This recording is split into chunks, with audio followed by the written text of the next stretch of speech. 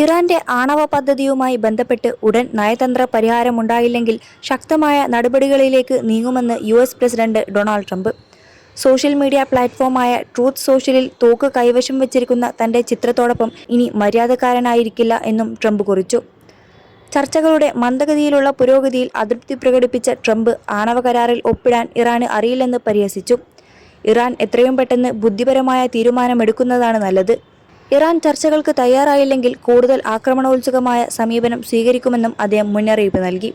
Missile സാങ്കേതികവിദ്യ, ഉപരോധങ്ങൾ എന്നിവ മാറ്റിവെച്ച് പശ്ചിമേഷ്യയിലെ വെടിനിർത്തലിലും ഹോർമൂസ് കടലിടുക്ക് തുറക്കുന്നതിലും മാത്രം ശ്രദ്ധ കേന്ദ്രീകരിക്കാനുള്ള ഇറാന്റെ നിർദ്ദേശം ട്രംപ് തള്ളി. ഇറാൻ സാമ്പത്തികമായി തകർച്ചയുടെ വക്കിലാണെന്നും അതുകൊണ്ടുതന്നെ ഹോർമൂസ് കടലിടുക്ക് എത്രയും വേഗം തുറന്നുകിട്ടാൻ അവർ ആഗ്രഹിക്കുന്നുണ്ടെന്നും ട്രംപ് അവകാശപ്പെട്ടു.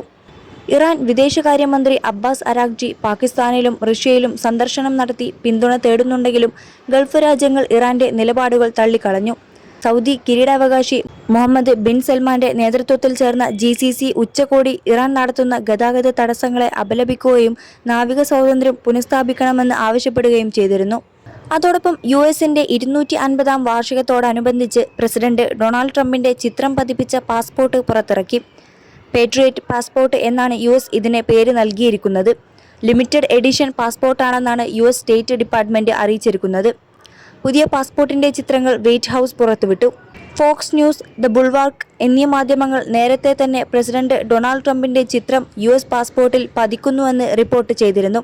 21 ലക്ഷത്തോളം സന്തുഷ്ടരായ ഉപഭോക്താക്കളും 2 ലക്ഷത്തോളം തിമിര ശസ്ത്രക്രിയകളും പൂർത്തിയാക്കിയ മലബാറിലെ ഏക കണ്ണാശുപത്രി Al Salama high hospital, hospital road, Perinthalmanna.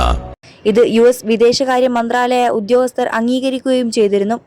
ഇതാദ്യമായിട്ടായിരിക്കും ജീവിച്ചിരിക്കുന്ന പ്രസിഡന്റിന്റെ പേരിലുള്ള ഒരു യാത്രാരേഖ പുറത്തിറക്കുന്നത്. പുതിയ പാസ്പോർട്ടിൽ 2 ചിത്രങ്ങളാണ് ഉൾപ്പെടുത്തിയിരിക്കുന്നത്. ഒന്ന് US പ്രസിഡന്റ് ട്രംപിന്റെ ചിത്രം. ആ ചിത്രത്തോടൊപ്പം സ്വർണ്ണ നിറത്തിൽ ട്രംപിന്റെ ഒപ്പുമുണ്ട്. അടുത്ത പേജിൽ US-ന്റെ സ്ഥാപക നേതാക്കളുടെ ചിത്രമാണ്. ജൂലൈ 4-ന് മുൻപ് ഈ ലിമിറ്റഡ് എഡിഷൻ പാസ്പോർട്ടുകൾ ലഭ്യമാകും എന്നാണ് റിപ്പോർട്ടുകൾ. ഏറെ നാളത്തെ ചർച്ചകൾക്ക് ശേഷമാണ് ഡിപ്പാർട്ട്മെന്റ് പാസ്പോർട്ടിന്റെ ഡിസൈൻ അംഗീകരിച്ചത്. അപേക്ഷകർക്ക് വാഷിംഗ്ടണിൽ നേരിട്ട് അപേക്ഷിക്കാം. അങ്ങനെ അപേക്ഷിക്കുന്നവർക്ക് വേഗത്തിൽ ലഭിക്കും. 25,000 മുതൽ 30,000 വരെ പാസ്പോർട്ടുകൾ പുറത്തിറക്കും. US പ്രസിഡന്റ് ഡൊണാൾഡ് ട്രംപിന്റെ ഫോട്ടോയുള്ള പാസ്പോർട്ട് US-ലെ വാഷിംഗ്ടണിൽ മാത്രമേ ലഭിക്കൂ എന്നാണ് ഒരു വൈറ്റ് ഹൗസ് ഉദ്യോഗസ്ഥൻ പറഞ്ഞത്. US-ന്റെ 250 പിറന്നാളാണ് വരുന്നത്.